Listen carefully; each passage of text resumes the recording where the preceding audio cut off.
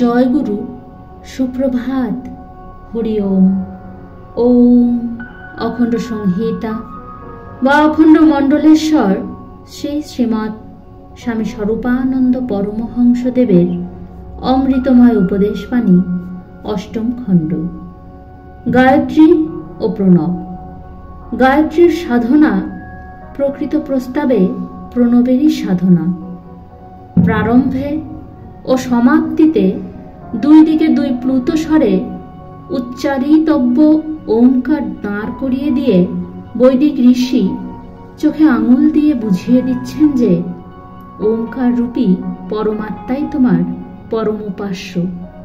নাদ ব্রহ্মের সেবাই তোমার পরম পন্থা। সমগ্র বেদের সার ব্রহ্ম গায়ত্রী, আর গায়ত্রীর সার প্রণব।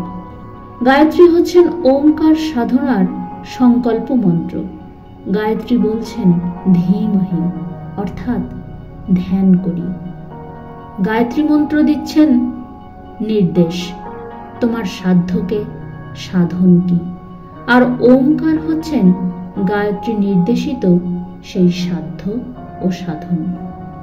গায়ত্রী উচ্চারণ করার মানে মনে হচ্ছে ওমকার ব্রহ্মের সাধনার ব্রত গ্রহণ।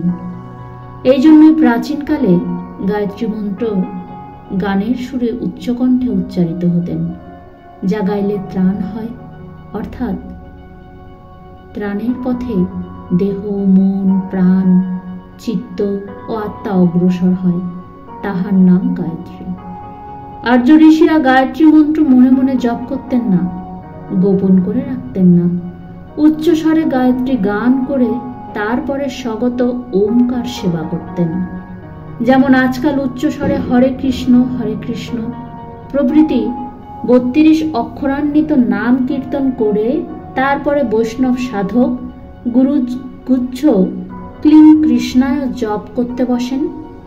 প্রণবের সাধনা সূক্ষ্ম প্রাণায়ামাদির অপেক্ষা রাখে, এই জন্য নিতান্তই গুরুগুচ্ছ ছিল। হরি ওম।